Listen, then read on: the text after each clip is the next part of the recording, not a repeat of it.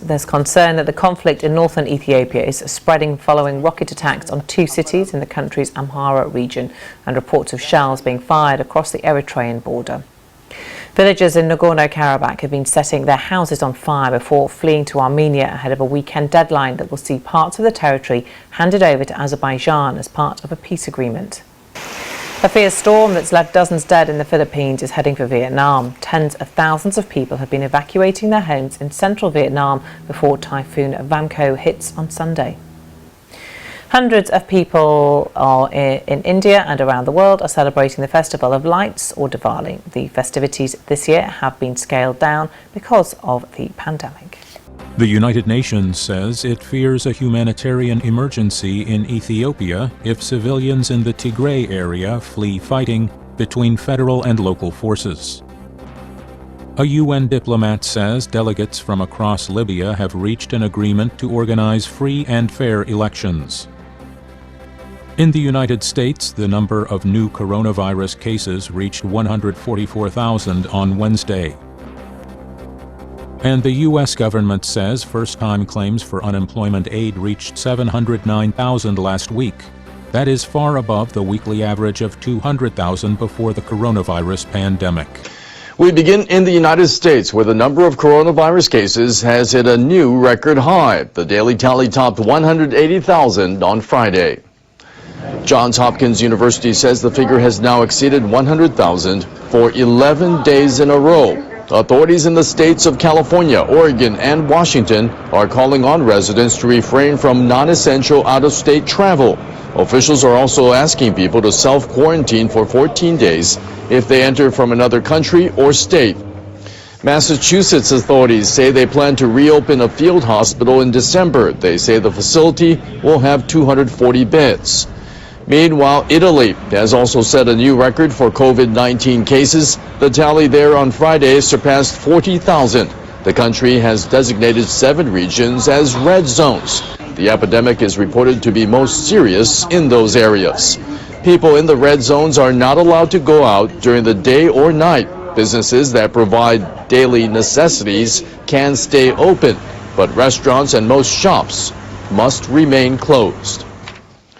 The virus is continuing to spread across Japan as well. On Saturday, more than 1,700 new cases were reported. That marks a record high for the 3rd consecutive day. Officials in Tokyo have confirmed 352 new cases. It's the 4th day in a row that the capital's daily tally has topped 300. The metropolis has now reported more than 34,000 infections. Cases have also been rising elsewhere in the country. The western prefecture of Osaka confirmed a record 285 infections. Striking a balance between keeping the economy open and containing the virus is posing an obstacle, especially for people in the tourism industry. In the northeastern city of Sendai, restaurants are holding an event in a park to promote their dishes. They are limiting the number of customers and taking other steps to keep visitors safe. I think the situation is pretty bad, but we are taking thorough safety measures and want to pioneer events that people can enjoy while living with the virus. Despite the resurgence in infections, the central government is pushing ahead with a travel subsidy campaign. If infections spread explosively, we could certainly review the program while respecting the views of prefectural governors. But at this point, we want people to take thorough steps to prevent infection. Japan's Prime Minister has pledged more than $200 million in aid to ASEAN nations to help tackle the coronavirus pandemic. Suga Yoshihide joined an online meeting with the leaders of the 10 ASEAN members, as well as Chinese Premier Li Keqiang and South Korean President Moon Jae-in on Saturday. The Prime Minister said the coronavirus pandemic poses a threat to human security and that the Japanese aid will include medical supplies and equipment and technical support to medical research institutions. Suga said that infectious diseases can be overcome with proper universal health coverage and promised that Japan would work closely with each of the ASEAN countries to achieve that goal. Suga also said Japan will help strengthen ASEAN economies by building stronger supply chains and digitalizing industries.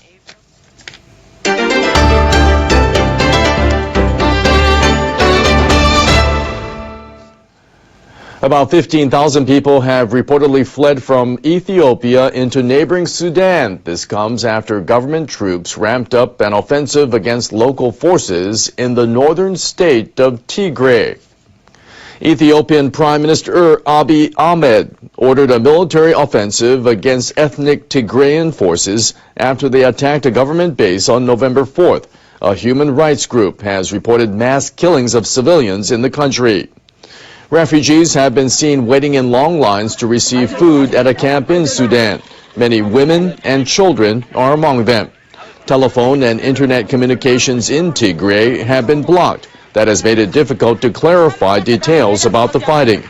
Amnesty International has quoted witnesses as saying several hundred people were killed with sharp weapons, such as knives and machetes.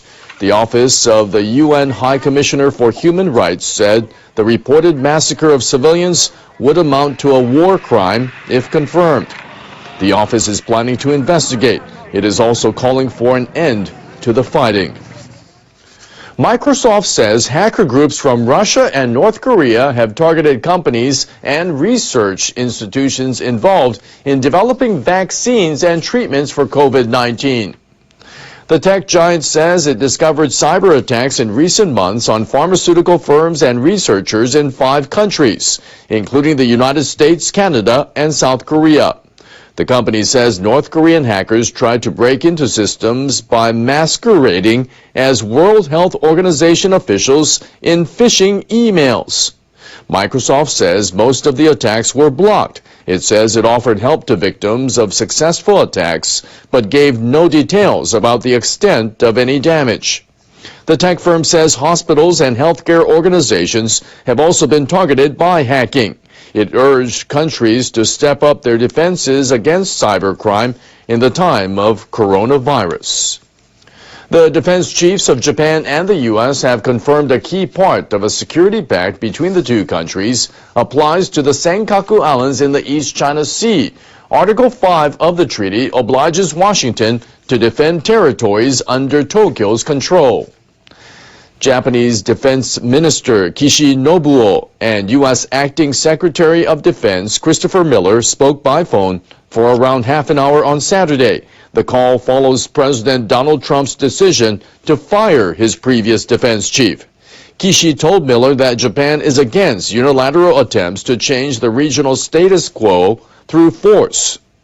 That comes as China has been ramping up its maritime activity in the East and South China Seas. Japan controls the Senkaku Islands. China and Taiwan claim them. The Japanese government maintains the islands are an inherent part of Japan's territory in terms of history and international law. It says there is no issue of sovereignty to be resolved over them.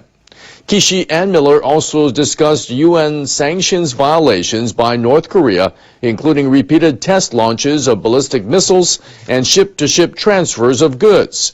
The officials agreed Japan and the U.S. will keep pushing for peace and stability in the region. More and more companies in Japan are adopting label-less bottles to reduce plastic waste. Drink manufacturer Itoen will begin selling a green tea product in label-free bottles starting on Monday. The containers will be in cases that hold 24 bottles each. They will be sold online and in supermarkets. Mandatory ingredients labels will be printed on the boxes. Company officials say they plan to do the same with other products after they study feedback from consumers. Online retailer Asco started selling water in 2-liter label-free bottles on Wednesday. The company says many firms are also selling label-less coffee and tea drinks on its website. Our company wants to respond to the needs of environmentally conscious consumers. The Asco official stated people are drinking more bottled beverages at home due to the coronavirus pandemic. He said that has led to an increase in plastic waste.